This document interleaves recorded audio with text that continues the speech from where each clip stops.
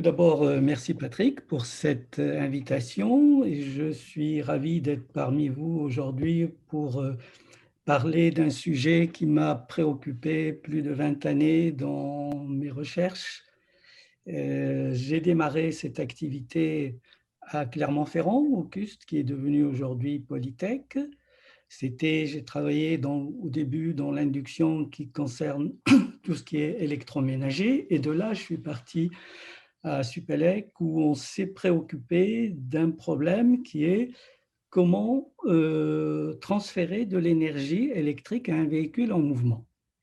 Alors, c'est une histoire assez longue, mais avant d'aborder l'induction, j'aimerais quand même évoquer un point lié au véhicule électrique.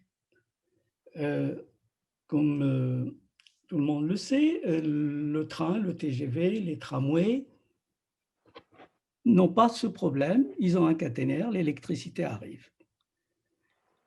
Une voiture, quand vous achetez une voiture, la première des choses, vous achetez la liberté. On ne peut pas imaginer un véhicule avec un caténaire. Donc, je veux me déplacer, mais la difficulté revient toujours, à chaque fois qu'on parle de véhicules électriques, c'est le stockage de l'énergie. C'est qu'est-ce que je fais? Donc, j'aurai une batterie. Prenons un exemple pour situer les ordres de grandeur. Vous êtes devant une station à essence, vous faites votre plein, 60 litres, c'est 600 kWh. C'est énorme. Le deuxième point sur la batterie, c'est la recharge de cette batterie. Alors, si on veut faire une recharge lente comme on entend à la télé, 6 à 8 heures, c'est 3 kilowatts, c'est l'équivalent d'un chauffe-eau électrique. Alors maintenant, un peu plus loin, 1 heure, c'est 25 kilowatts, et les 3 minutes, c'est-à-dire le plein d'essence, on est à 600 kilowatts, c'est pratiquement l'alimentation électrique d'un quartier. Alors, on s'est dit maintenant, il était côté batterie, il y a certainement des avancées et des choses qui se font. Donc, je reviens à l'exposé précédent sur l'hydrogène. Certainement, on aura des améliorations. Je ne vais pas m'étendre là-dessus, mais donc je vais revenir à la route électrique. Alors, ce transfert de l'énergie électrique, puisqu'on va essayer de transférer de l'énergie du sol vers le véhicule. En fait, qu'est-ce qu'on a? On a pratiquement un transformateur dont le primaire est au sol et le secondaire dans le véhicule. Alors, vu comme ça paraît très simple. Tout le monde sait faire. Ça, on voit bien le transfert d'électricité pour les téléphones, l'électroménager, certaines choses. Mais on est sur des rendements qui sont très faibles. Lorsqu'il s'agit de transférer ne serait-ce qu'un kilowatt, et voire demain pour un camion, pour un véhicule, c'est alors ça, c'est pas facile et il faut tenir compte des rendements énergétiques. Alors, si on fait un transfert comme ça, on est à 30%. Et là, ça ne va pas du tout. Alors, on a travaillé un petit peu sur la géométrie des bobines et on voit donc aujourd'hui, là, c'est un petit peu différent et on arrive à obtenir aujourd'hui des rendements qui dépassent les 90% sur un entrefer, c'est-à-dire entre le primaire et le secondaire, de plus de 5 cm, voire 10 cm et encore plus. On peut aller plus loin. Alors, évidemment, ça choque les gens et ce qu'on nous a appris en électrotechnique, un transformateur, il ne faut pas d'entrefer, il faut réduire. Là, c'est différent, donc il faut l'alimenter d'une autre façon. Alors, ça veut bien dire que l'alimentation n'est pas directe sur le 50 Hz, mais à des fréquences pas très élevées non plus, parce que sinon, il y a des problèmes aussi de perturbation électromagnétique. Il ne faut pas non plus perturber l'environnement. Et on arrive aujourd'hui à faire des transferts à des rendements plus de 90%. Alors, pour vous donner un ordre de grandeur, Les derniers résultats qu'on a eus pour transférer une charge de 3 kilowatts, on est à un rendement de 92 avec un entrefer de 5 centimètres. Alors tout ça, c'est très bien. Ce que je n'ai pas dit, sur le plan statique, ça ça va c'est facile. Donc je peux, transférer de l'énergie, mais la grande difficulté qu'on a eue, et ça a été très difficile à résoudre, c'est comment transférer de l'énergie électrique à un véhicule en mouvement. Il est évident que je ne peux pas alimenter toutes les bobines qui vont se retrouver au sol, sinon là je perturbe l'ensemble. Donc on n'alimentera que la bobine où se trouve le véhicule. Et là, on s'est heurté à un problème très difficile. Au début, on pensait que si on a des interrupteurs très, très rapides, ça va marcher et que donc on n'arrivait pas à dépasser les 50 kilomètres à l'heure. Alors c'est sur une autoroute, c'est pas la peine d'en parler de ça. Alors, là-dessus, bon ça mais bon, on est arrivé à la solution. Ici donc, bon je passe sur ça. Voilà. Ici, pour vous montrer que bon là, on est sur une plateforme d'essai.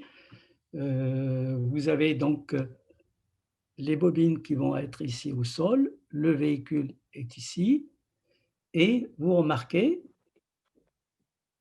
une pente. On a construit ça, donc là, on ne voit pas à l'arrière, c'est une autre. Et c'est ça qui m'intéresse sur un projet auvergnat qui est, je l'espère, qui va se réaliser, le projet Millions Charade de Charade. Vous voyez que le véhicule descend.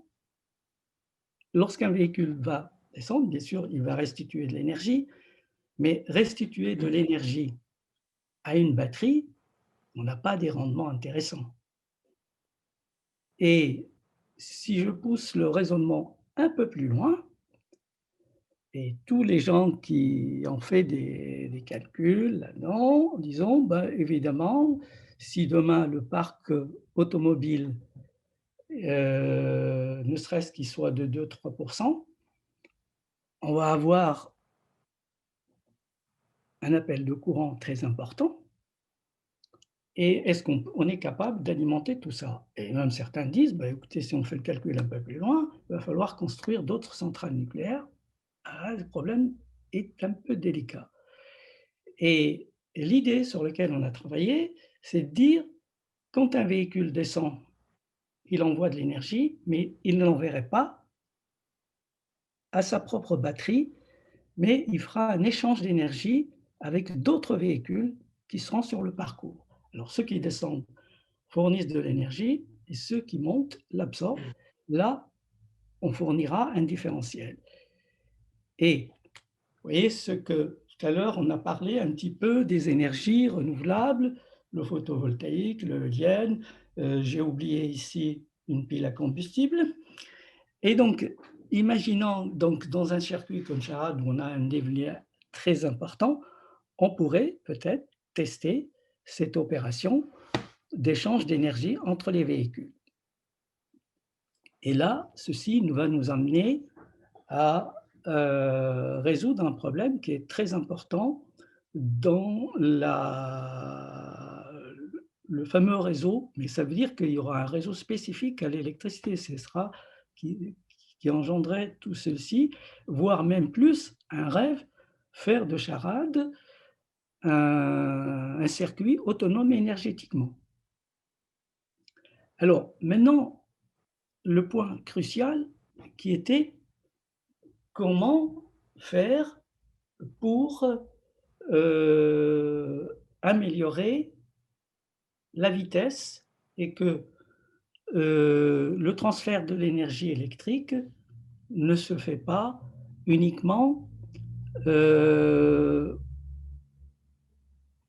il ne sera pas limité à ces 50 kilomètres. Alors l'idée sur laquelle on a travaillé et qui est très intéressante aujourd'hui, c'est de faire qu'au lieu de commuter les bobines, chaque bobine aura son propre générateur et c'est le générateur qui est en veille qui détectera le véhicule. Ce qui veut dire que je n'ai plus de commutation et pour valider tout ça, on a construit ce démonstrateur. Ici, vous avez sous forme d'un cercle, bon, pour valider un petit peu nos travaux. Et ici se trouve un véhicule. Là, vous avez un autre véhicule. Et vu les dimensions de cette maquette, à 600 tours minute, ça serait un petit peu l'équivalent des 130 km. Et là, on s'est aperçu qu'on arrive aujourd'hui, par ce système-là, de transférer l'énergie à très grande vitesse et ça serait parmi aussi les choses qu'on pourrait tester sur le projet de Charade Millennium. Donc là, on a validé ici un petit peu le transfert de l'énergie. Alors, autre chose aussi sur l'induction et sur ses applications, on parle ces derniers temps beaucoup de bornes de recharge. Bon, mais si vous mettez une borne de recharge et qu'il y a 10 personnes, 20 personnes qui attendent, comment on va fluidifier tout ça? Ça va être assez compliqué. Et l'idée, c'est que cette fois-ci, la piste, elle est en statique.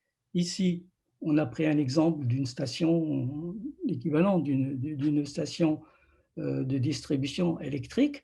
Et ces véhicules, les bobines d'induction sont là, on est en statique et les gens arrivent, on n'a pas besoin. Parce que imaginez que vous voulez faire, c'est pour ça que j'en ai parlé tout à fait au début, euh, que pour une borne de recharge de 25 kilowatts, c'est-à-dire 1 heure, on a quand même des courants importants et on ne peut pas demander à une personne non initiée de l'électricité de brancher un câble de cette section. Par contre, par l'induction, on s'occupe de rien, le véhicule se charge et pourrait se charger très rapidement, même plusieurs. Donc, on peut arranger les choses. Ici, vous voyez donc ce que je disais, la distribution, on voit donc les bobines et chaque conducteur. Donc, on n'a plus besoin de commuter ces bobines et donc la vitesse ne dépendra plus que du véhicule.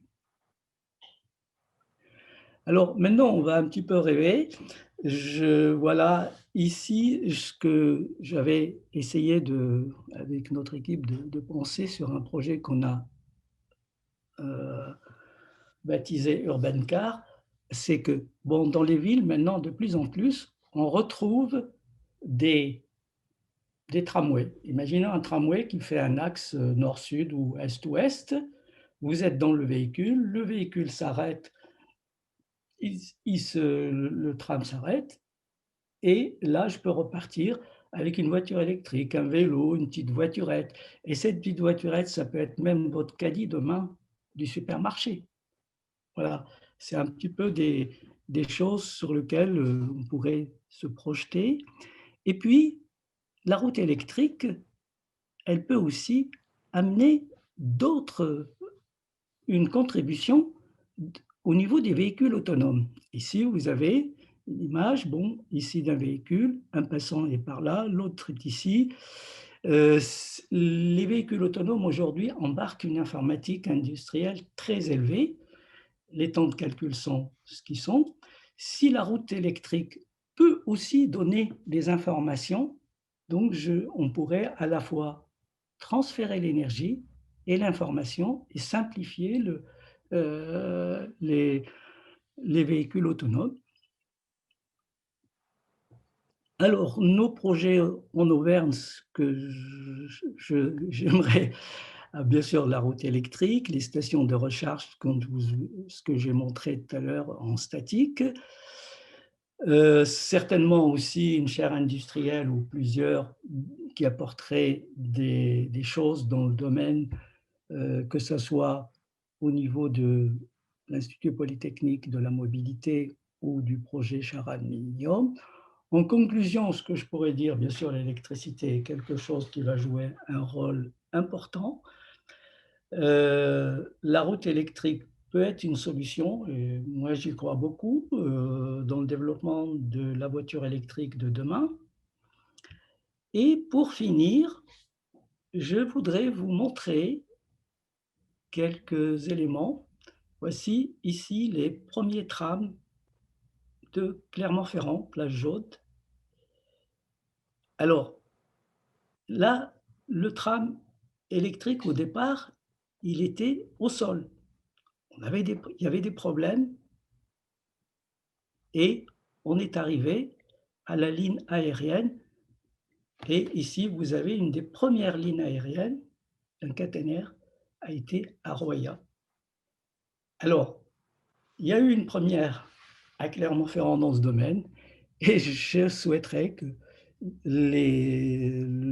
à travers le projet de l'Institut polytechnique sur la mobilité, le projet, l'hydrogène, Charade, tout ça ferait aussi une première mondiale dans ce domaine. Voilà. Je pourrais dire plein de choses, mais euh, je vais m'arrêter là. Merci beaucoup, Alain, et bravo pour cette approche extrêmement pédagogique. Je crois que peu de gens ont eu la chance de bénéficier d'exposés comme ça sur ce que c'est que la route électrique et les problèmes que ça pose et la manière dont on peut résoudre. Donc bravo, hein, bravo à toutes vos équipes qui ont travaillé là-dessus. Est-ce que vous pourriez nous dire, dans la perspective de la concurrence de recherche qui existe entre votre labo, d'autres au niveau international, en quoi cette approche clermontoise, enfin celle que vous avez pilotée vous-même, est originale, est en avance, partage des recherches avec d'autres laboratoires à l'international? Est-ce que vous pouvez juste un petit peu brosser ce contexte-là? Au niveau international, il n'y a pas grand-chose. Il y a eu des choses qui ont été faites à Auckland, à l'université d'Auckland, au Japon, aux États-Unis. Donc, mais aux États-Unis, au MIT, moi-même, j'avais commencé mes travaux d'HDR avec le professeur Kazakian du MIT. Et eux, ils étaient plus portés sur tout ce qui est, je dirais, transport de l'électricité, mais à très faible puissance, c'est-à-dire alimenter un téléviseur, un smartphone, des petites puissances, mais avec des distances beaucoup plus importantes, c'est-à-dire 5 mètres, 10 mètres, faire de la domotique, c'est bon. Ici, en France, les travaux qu'on a menés sur la région parisienne à Supélec et puis une autre partie à l'ECAM PMI, on est les seuls jusqu'à présent à pouvoir proposer de l'induction à très grande vitesse. Alors, il y a des gens qui en ont fait, mais bon, ils sont restés, que ce soit par exemple aussi à Lausanne, à 25 km. Les Américains non plus n'ont pas, au point de vue vitesse, parce que tout le monde était sur ce système de commutation. Donc, on met un grand convertisseur qui va distribuer, mais après, ce que les gens ne veulent pas voir, c'est que le transfert de l'énergie électrique, il a un certain temps, même si vous avez un interrupteur très rapide, l'énergie ne s'établira qu'avec un certain temps, un certain délai. Et à très grande vitesse, on est sur l'échelle de la milliseconde, le véhicule est déjà parti. Voilà un Très peu. bien. Merci beaucoup, Alain. Nicolas, est-ce qu'il y a sur le chat des questions?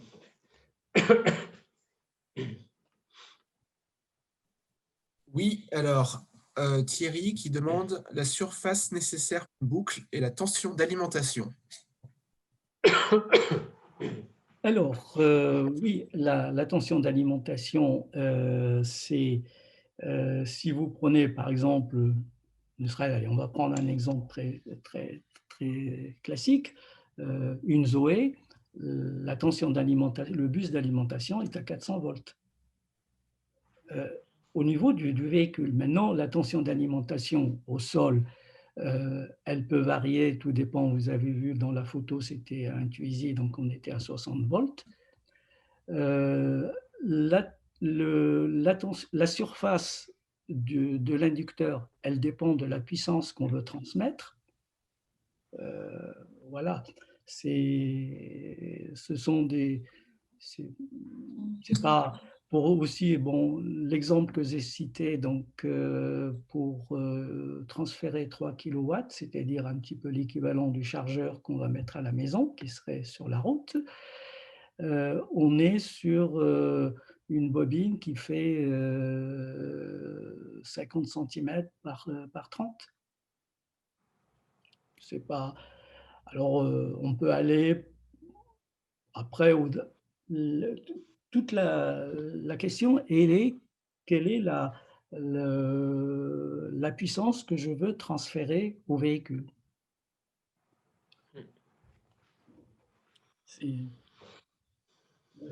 Mais ce qui est aussi, à mon sens, très intéressant, c'est que, imaginez que, par exemple, on est en Auvergne, plage Jaude, je mets une centaine de bornes de recharge traditionnelles. Vous vous rendez compte comment on va défigurer toute cette place? Ce n'est pas possible.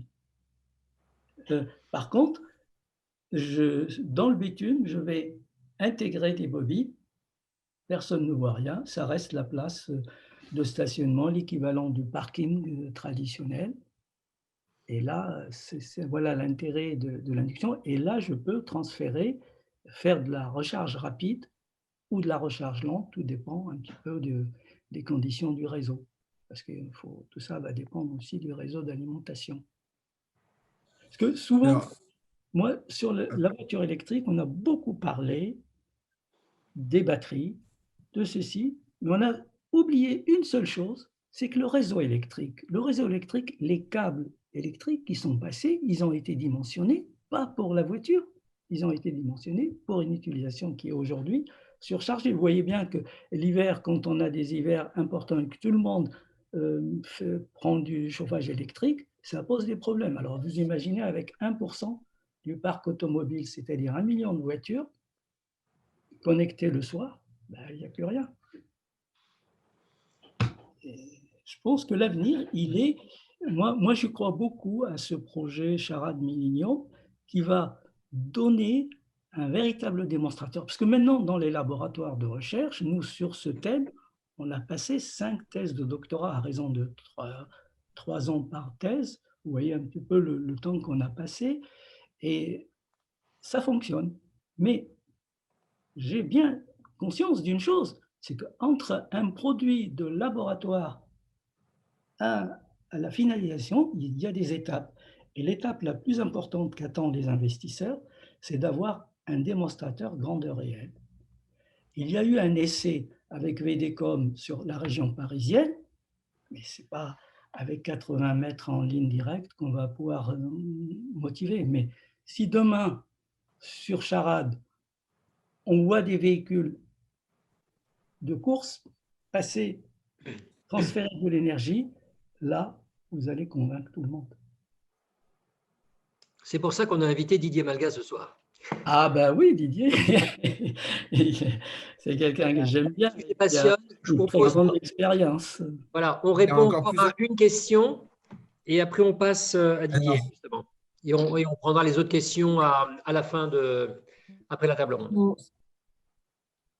Alors, c'est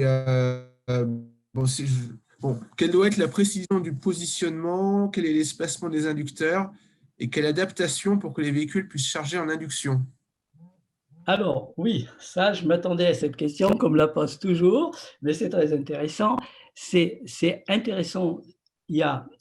Cette question se pose sur la recharge statique. C'est-à-dire sur la recherche statique, lorsque je vais arriver avec mon véhicule, comment je vais m'orienter. Et là, si vous voulez, c'est là où il y a une liaison qui doit être très importante entre véhicule autonome et véhicule électrique. C'est-à-dire que si on est en véhicule autonome, c'est-à-dire le véhicule se positionne, ce n'est pas le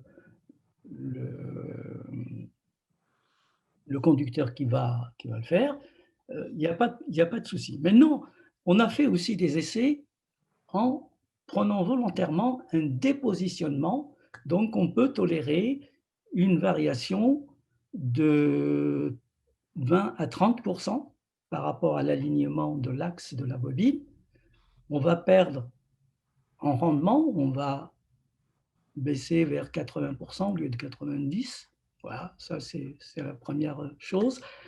Maintenant, en dynamique, il n'y a pas de problème parce qu'on est parti sur un véhicule autonome, c'est-à-dire ce n'est pas le conducteur qui va piloter le véhicule, mais le véhicule il est autopiloté. Et on rêve aussi un petit peu que demain vous allez faire Paris-Marseille ou Clermont-Ferrand-Montpellier sans vous préoccuper de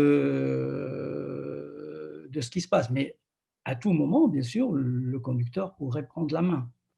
Et ça, c'est on va perdre un petit peu, mais on arrive à corriger. Il y a des solutions. Tout dépend comment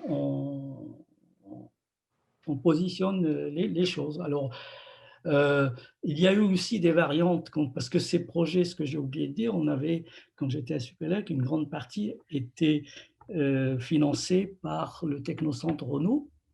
Et donc, il y a eu aussi des essais. Est-ce que c'est le véhicule, je parle en statique, est-ce que c'est le véhicule qui s'adapte à l'alignement ou est-ce que c'est l'inducteur qui va se positionner par rapport au véhicule? Après, il y a des positionnements mécaniques, il y a plein de choses. Donc, il y a énormément de variantes à ce niveau.